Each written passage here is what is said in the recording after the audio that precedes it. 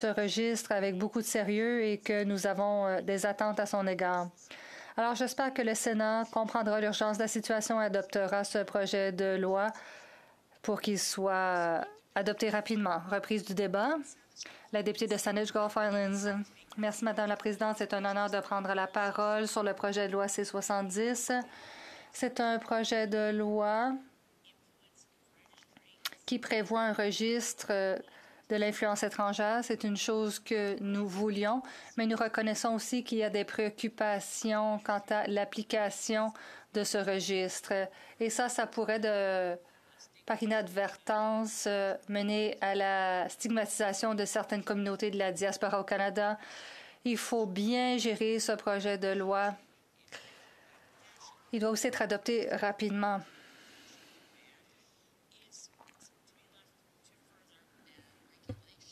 Il faut aussi mettre en place des règlements. Il y aura beaucoup de questions pour le reste du processus. Évidemment, j'aurais pu dire non au consentement unanime. J'aurais pu insister pour que nous étudions le projet de loi plus en profondeur.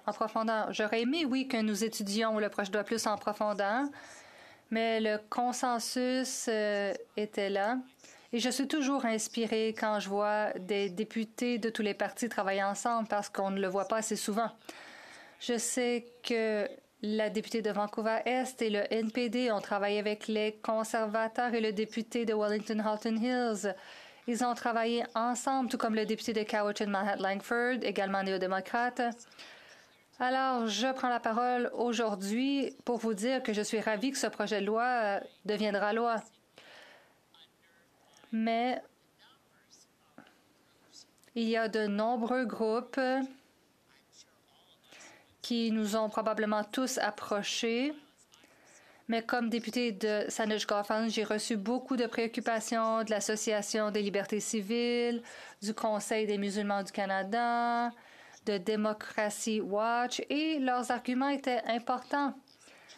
Mais compte tenu du climat dans lequel nous nous trouvons et des retards pour mettre en place des changements pour lutter contre l'ingérence étrangère, je crois que peut-être que nous avons procédé trop rapidement. Je le dis au fin du procès verbal, je crains que ces préoccupations soient très valides. Par exemple, pensons à l'article 23. Les pénalités pour avoir contrevenu à la loi, il faut tenir compte aussi qu'il y a une description vague de ces infractions. On parle d'emprisonnement à perpétuité. On parle de conséquences graves qui peuvent contrevenir à la charte, comme certains avocats l'ont dit, qui ont examiné le projet de loi. On dit que ce n'était pas sage. Le député de Cowichan-Langford a parlé de certains amendements que le NPD voulait faire adopter, mais qui ne plaisaient pas au Bloc. Mais c'est comme ça que la démocratie fonctionne en comité. Les Verts ont eu peu de temps. En fait, on a même pu soumettre des amendements à temps pour que nos amendements soient rejetés. Alors, je tiens à dire que nous allons continuer de surveiller la situation. Oui, c'est une amélioration, comme nous l'avons dit, comparativement à la version à la première lecture. On parlait d'un examen 5 ans après l'adoption. Maintenant, ce sera beaucoup plus tôt. Mais je crois que collectivement, ayant pris la décision qu'il est important de procéder à un examen de la loi, l'adoption rapide du projet de loi aussi est importante parce que nous sommes au courant de la menace. Nous en sommes de plus en plus conscients. Nous sommes de plus en plus conscients de la menace en raison du travail qu'ont fait certains députés et le comité de parlementaires. Leur travail a été essentiel et ils ont aussi demandé des mesures comme celles qui sont contenues dans le projet de loi C-70. Alors que nous allons de l'avant dans l'élaboration de règlements, soyons conscients que ce projet de loi a reçu très peu de temps pour être étudié. Je crois que je n'ai jamais vu un projet de loi faire l'objet d'autant de changements aussi importants aussi rapidement. Les préoccupations, c'est que non seulement le projet de loi pourrait violer la charte telle que indiquée par l'Association canadienne des libertés civiles, mais Democracy Watch a dit aussi qu'il y avait trop d'échappatoires si on veut composer avec l'ingérence étrangère. Pourquoi est-il toujours possible pour un agent étranger de se servir de lobbyistes comme intermédiaire pour passer sous le radar qui s'appliquerait dans d'autres contextes? Nous avons entendu les arguments de Democracy Watch relativement à des échappatoires qu'il faudrait fermer. Il y a aussi des préoccupations quant à la façon dont ce sera appliqué. Nous espérons obtenir la sanction royale. Nous avons aussi demandé au Sénat d'accélérer le processus. Alors, je suis un peu déchirée parce que oui, je soutiens la mise en place d'un registre pour faire un suivi des activités des gouvernements hostiles. Mais il faut aussi ne pas oublier qu'on a peut-être agi de façon imprudente trop rapidement avec ce projet de loi.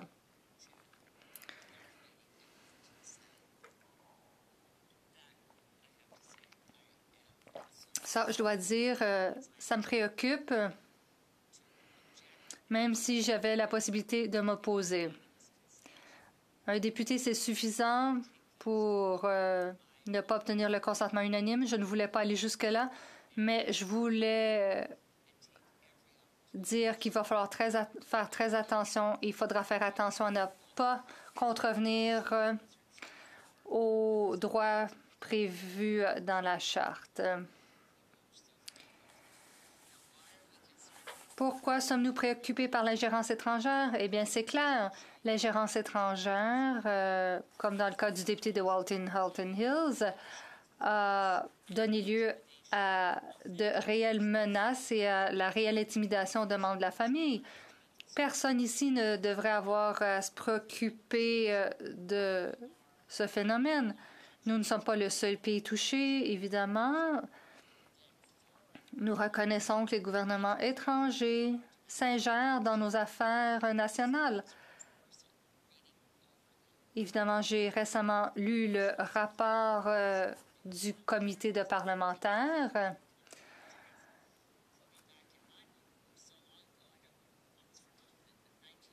J'avais presque oublié ce qui s'était passé en 1983 avec l'argent européen qui s'était infiltré dans la course à la chefferie du Parti conservateur en 1983 avec Karl-Heinz Schreiber qui avait donné beaucoup d'argent aux forces anti-Joe Clark pour obtenir la nomination d'un choix qui convenait plus à l'Europe. On a donc élu Brian Mulroney comme chef du Parti progressiste conservateur. C'était il y a 40 ans. Et on n'a toujours pas mis fin à cet échappatoire, même avec ce projet de loi. Il faut examiner de près comment les gouvernements étrangers s'ingèrent dans nos affaires. Je comprends ce qu'a dit le député de Cowichan-Langford. C'est l'une des forces du projet de loi. Il est agnostique que ce soit un gouvernement étranger qui nous plaît ou non. Il est important de veiller à ce que la démocratie canadienne travaille pour les Canadiens dans l'intérêt des Canadiens. Évidemment, il faut prendre plus de mesures pour la suite, mais certains pays, évidemment, se démarquent compte tenu des préoccupations du SRS, compte tenu de nos opérations de renseignement. Et ces pays, on les connaît, on les a nommés. On sait qu'ils sont intéressés et qu'ils minent la démocratie canadienne. Mais la démocratie canadienne est aussi minée si on fait fi de nos propres valeurs et de la Charte canadienne des droits et libertés. Il ne faut pas aller trop loin avec des mesures drastiques dans nos efforts pour contrer l'ingérence étrangère. Je sais que j'ai l'air indécise, mais je sais que nous serons heureux d'avoir un registre, mais je veux veiller à ce qu'il soit efficace, mais qu'il n'aille pas trop loin. Il me reste quelques secondes, Madame la Présidente. Je tiens à remercier mes collègues de m'avoir donné l'occasion de prendre la parole sur ce projet de loi C-70. Question un commentaire, le député de Cowichan, Malhett Langford. Merci, Madame la Présidente. J'aimerais remercier ma collègue de Saanich Gulf Islands de ses remarques ce soir. La partie 1 de ce projet de loi met à jour la loi sur le SRS, surtout pour ce qui est de la gestion des données. Et ça fait suite à un rapport accablant qui démontre que le SCRS avait souvent contrevenu à ses lignes directrices en matière de données. Madame la Présidente, comme législateur, on nous demande d'accorder la confiance à l'exécutif. Je sais que l'exécutif fait du bon travail, mais ma collègue est-elle satisfaite que nos mécanismes de reddition de comptes et de surveillance, comme le comité de parlementaire, comme le commissaire au renseignement, est-ce que c'est suffisant? Est-ce qu'on peut s'attendre à éviter un autre rapport sur la contravention des lignes directrices par le SCRS? La députée de Saanich Gulf Islands. Je remercie l'honorable collègue. À toutes les fois que nous avons un rapport du SRS qui fait des accusations, eh bien, les parlementaires présument que le SRS a raison. Il ne faut pas oublier que parfois le SRS a tort. Et les accusations et les renseignements fournis au cabinet qui ont dit aux députés du cabinet que Maher Arar était un acteur hostile et qu'on pouvait faire en sorte qu'il soit torturé dans un autre pays. Le SRS n'a pas toujours raison. Et nous devons toujours protéger les Canadiens et ceux qui sont au pays.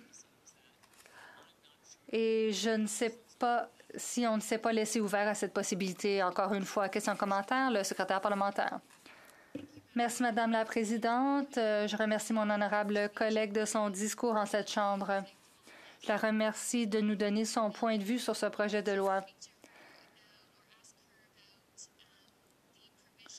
J'aimerais parler des dispositions pour que la loi sur le SRS soit examinée régulièrement. Ce projet de loi, ou plutôt cette loi a maintenant plus de 40 ans. Ce que j'ai toujours trouvé difficile, c'est qu'il n'y avait pas eu d'examen, non seulement pour garder le rythme avec les menaces, mais aussi avec les questions de sécurité et de vie privée. J'ai hâte d'avoir ces commentaires sur la capacité de maintenant pouvoir examiner ce projet de loi. La députée de Saanich Gulf Islands, je remercie l'honorable secrétaire parlementaire. Je crois qu'il est important de pouvoir tenir des examens réguliers. Mais il ne faut pas oublier ce qu'on a fait à l'ère Harper. On a donné au SCRS des pouvoirs qu'il n'avait pas auparavant. Je crois que c'était une erreur, mais c'est resté ainsi. La GRC devait agir en fonction des renseignements et la cueillette de renseignements était le travail exclusif du SCRS. Nous devons mettre fin au silo entre le renseignement, l'application de la loi. Et il faut veiller à ce que l'exécutif n'ait pas trop de pouvoir non plus sur la façon dont le renseignement et les activités sont orchestrées. Je crois que la plus grande participation des députés soit une bonne chose.